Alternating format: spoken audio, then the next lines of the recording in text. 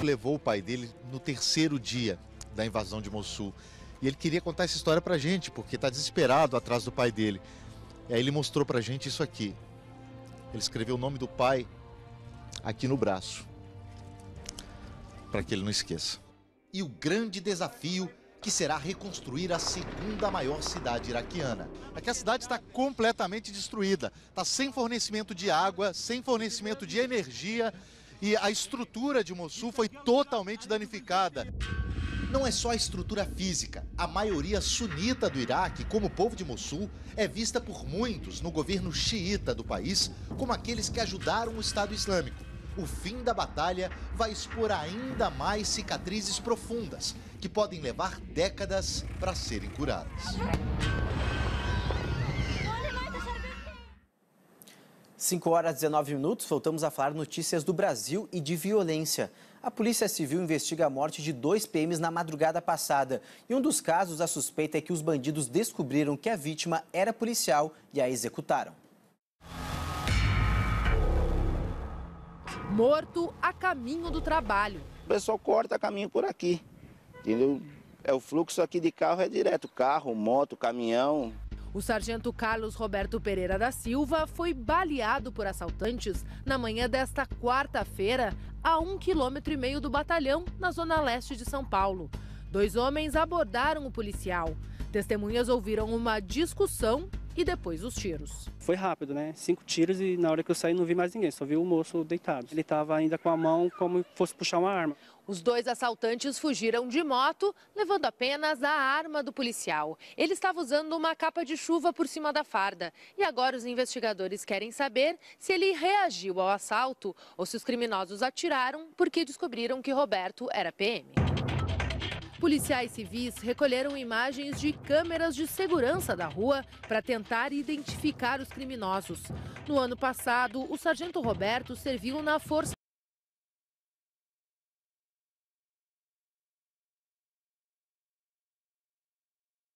Na madrugada, um outro PM foi assassinado em Ferraz de Vasconcelos.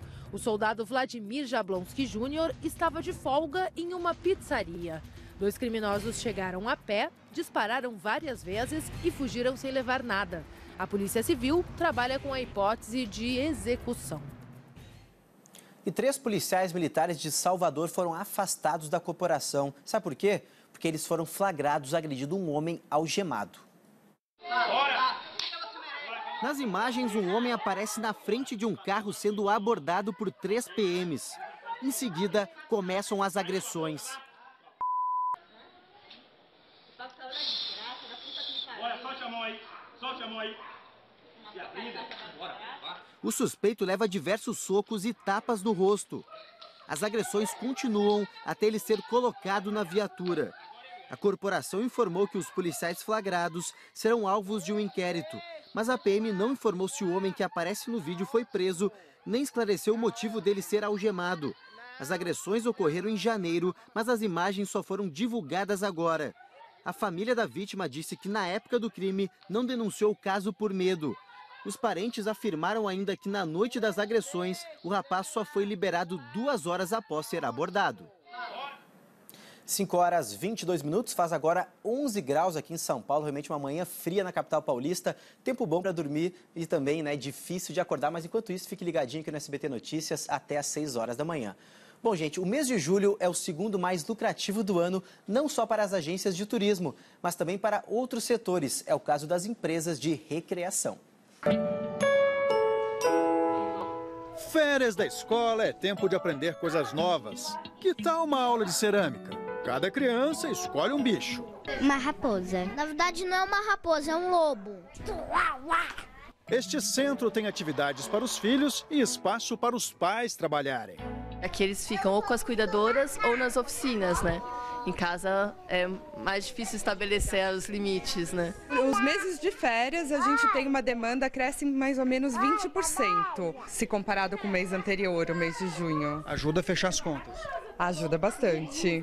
A professora de cerâmica, que a cada dia está numa escola diferente, também não tem do que reclamar. Eu tô com a agenda lotada, muitas crianças para atender. Quem vive de turismo comemora. Pesquisas mostram que julho é o segundo mês preferido para as férias em família. Apesar da crise, a Associação Brasileira das Agências de Viagens espera um crescimento de 15% na venda de pacotes na comparação com o mesmo mês do ano passado. É verdade que nas férias muita gente sai de casa. O problema é que nem sempre dá para levar a família inteira. E aí, o que fazer com quem fica para trás? A solução pode estar nos hotéis para cachorro. Por aqui, o mês de julho é altíssima temporada. Ricardo sabe que o trabalho aumenta. Mais ou menos uns 50% de aumento em termos de cliente. É sempre assim.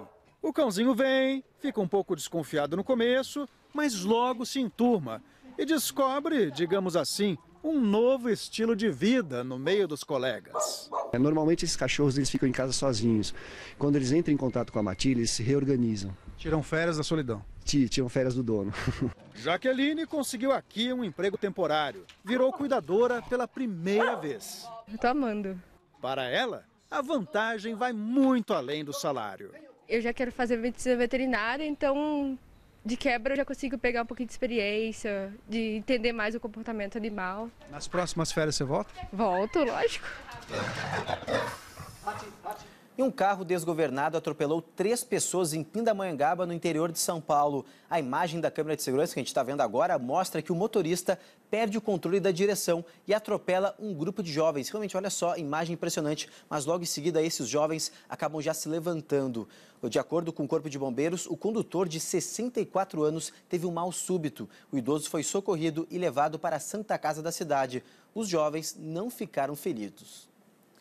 Em São Paulo, cruzar a rua virou uma atitude de alto risco. Há meses, dezenas de semáforos em cruzamentos movimentados no centro da cidade simplesmente não funcionam mais. E a solução ainda não tem data para acontecer. O perigo é constante. Eu já presenciei 2 acidentes. Já faz acho que 2 ou 3 meses que estão quebrados. Para os pedestres, a vida fica em risco. Com o farol inoperante, ele fica à mercê dos carros. Se os carros pararem, o pedestre atravessa. Se os carros não pararem, não tem como atravessar.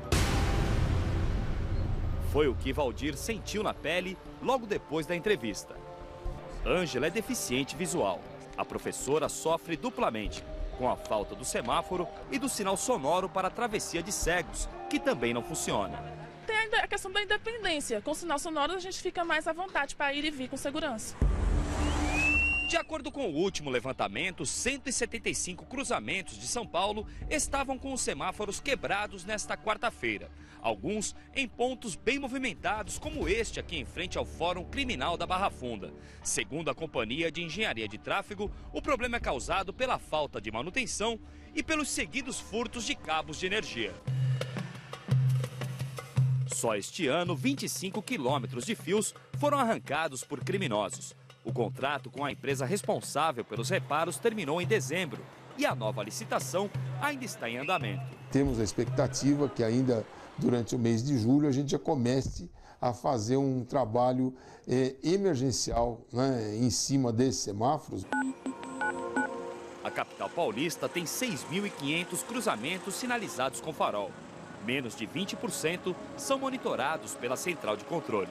Eu acho que eles estão esperando que aconteça uma tragédia, que morra alguém para tomar providência. É sempre assim, né? E agora veja só este caso. Um jacaré foi roubado e decapitado de um zoológico em Minas Gerais. Olha só. O caso aconteceu no zoológico de Alfenas, que fica ao lado de um posto da Polícia Militar Rodoviária. A notícia do crime caiu como uma bomba para os funcionários do parque. Fomos informados por um funcionário do Parque Municipal que vinha fazer um manejo de limpeza do recinto. Acabou que viu com a corrente estourada e uma poça de sangue ao chão. Vindo assim, a gente fazia as buscas na mata, uma mata próxima, e foi achado as vísceras com a cabeça do animal. O jacaré, que tinha mais de 20 anos, vivia neste espaço com uma fêmea que não ficou ferida. Os criminosos arrebentaram a corrente e mataram o animal, provavelmente com um golpe na cabeça. O jacaré do papo amarelo tinha cerca de 2 metros de comprimento e mais ou menos 120 quilos. A veterinária aqui do zoológico acredita que o animal tenha sido abatido dentro do recinto por alguém que conhecia o parque e a rotina dos bichos. Então a pessoa que veio, né, ela já veio com isso planejado, não veio sozinha, né, veio acompanhada de 2 a 3 pessoas, né? E ela soube manejar esse animal, e não é qualquer pessoa que sabe manejar.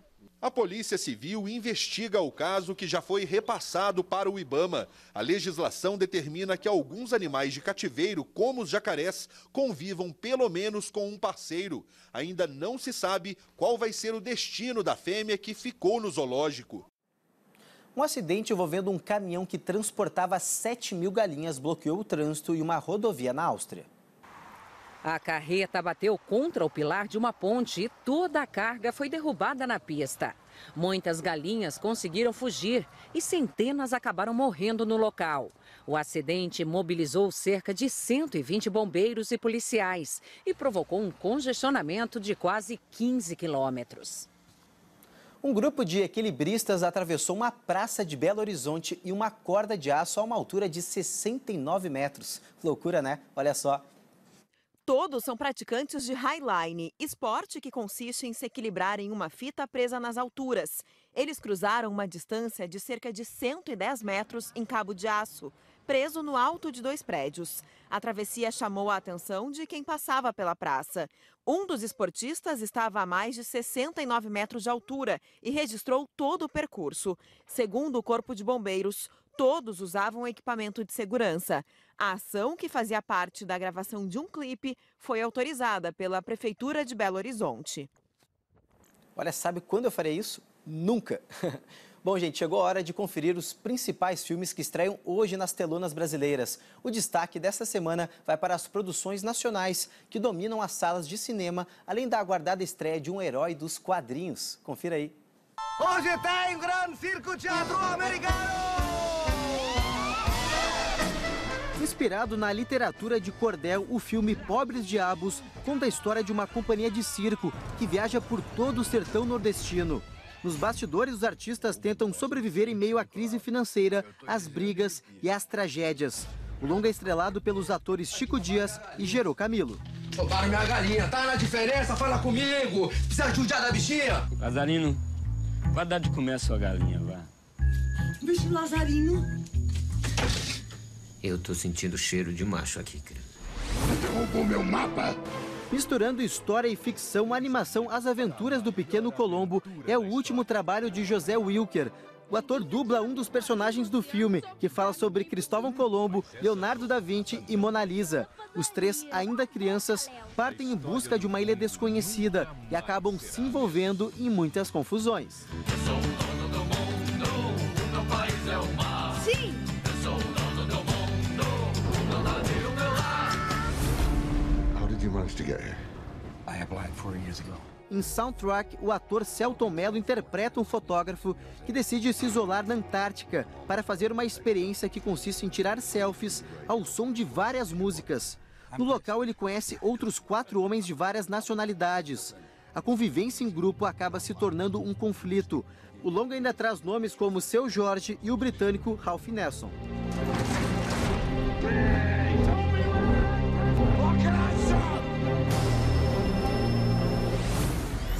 Good evening, Peter.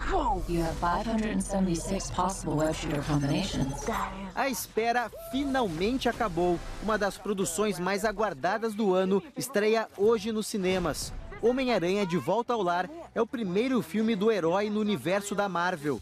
Na história, Peter Parker tenta voltar à rotina depois de se juntar ao grupo dos Vingadores. O jovem percebe que a vida dele nunca mais será como antes. No elenco estão nomes como Tom Holland e Robert Downey Jr. My friends are up there.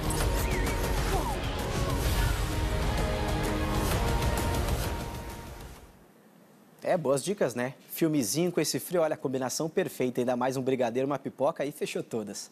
Bom, gente, trocando de assunto, 5 horas e 32 minutos, o prefeito de Bahia, cidade da região metropolitana de João Pessoa, na Paraíba, foi preso em flagrante nesta quarta-feira, depois de ser filmado recebendo R$4.000 de um empresário. A entrega da suposta propina ao prefeito Berg Lima, do Podemos, foi registrada pelo próprio empresário, que é fornecedor do município e fez um acordo de delação premiada com o Ministério Público da Paraíba. Segundo os promotores, ele ganhou uma licitação e não receberia nada se não pagasse o prefeito.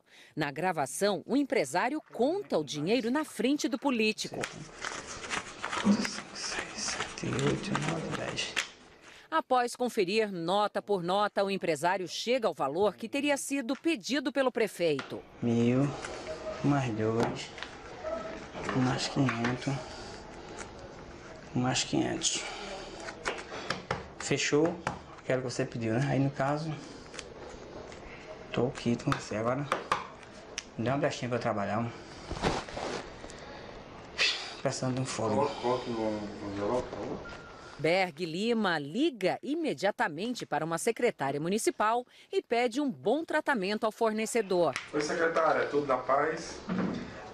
Eu já conversei com ele, já puxei a orelha dele já e disse como é que deve ser tratado, viu?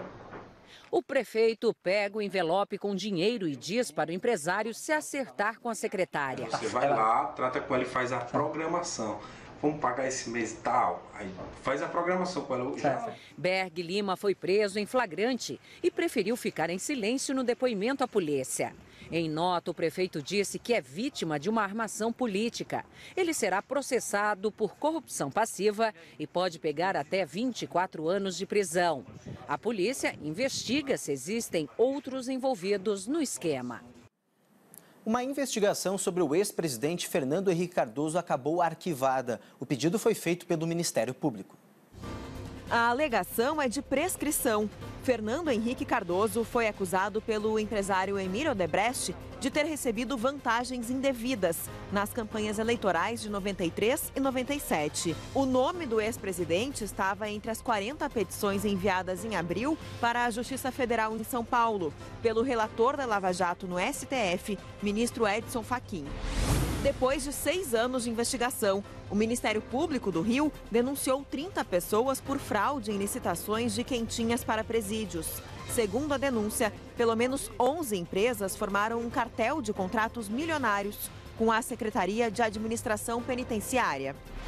A Comissão de Constituição e Justiça do Senado aprovou o projeto que modifica o processo de escolha e o mandato dos ministros do Supremo Tribunal Federal. O texto prevê que o período passe a ser de 10 anos. Hoje o cargo é vitalício, com aposentadoria obrigatória aos 75 anos. A proposta ainda precisa passar por 2 turnos de votação no plenário do Senado antes de seguir para a Câmara. A Suíça repatriou mais 3 milhões e 500 mil dólares da Operação Lava Jato, cerca de 11 milhões de reais. O dinheiro de propina estava numa conta de Edson Krumenauer, ex-gerente de empreendimentos da área de gás e energia da Petrobras. Ele fechou acordo de delação premiada com o Ministério Público Federal. Neste ano, passa de 10 milhões de dólares o valor recuperado através de investigações da Lava Jato. Em reais, quase 33 milhões. A venda de veículos novos no Brasil cresceu quase 4% nos 6 primeiros meses do ano. É o primeiro resultado positivo para o semestre desde 2013. Dilma veio dar uma olhada nos lançamentos. Já está na hora de eu trocar o meu, né? O negócio é o dinheiro, né? Mais fácil, tá mais fácil, sim. Eu tenho muita oportunidade para parcelar também, né? Na concessionária, o gerente comemora a melhora nas vendas. A estratégia é encantar o consumidor. Muitas montadoras estão colocando lançamentos novos no mercado, com taxas zero, taxas promocionais, e com isso começa o mercado a começa a respirar, mas ainda é uma pequena melhora. Um levantamento da Federação Nacional da Distribuição de Veículos mostra que houve um aumento de 5,1% no número de emplacamentos entre os meses de junho de 2016 e junho de 2017.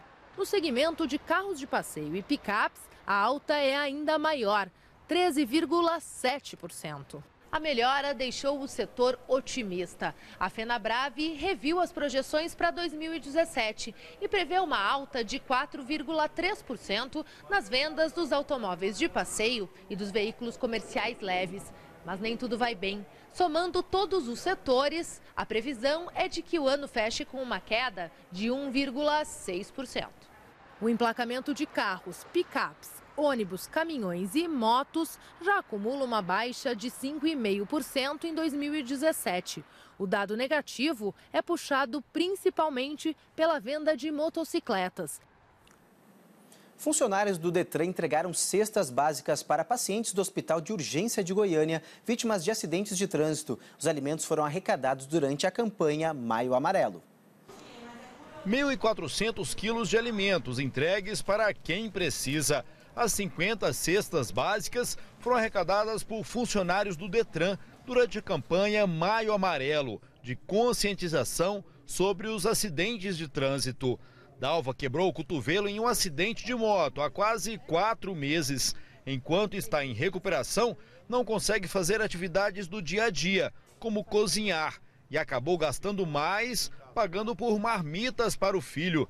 Por isso, a cesta recebida hoje foi muito bem-vinda. Posso passar para alguém fazer para mim, né? Crislane, que sempre acompanhou os pacientes do Hugo, nunca pensou que ficaria internada onde trabalha. Ela foi vítima de acidente de trânsito em abril, quando chegava no hospital.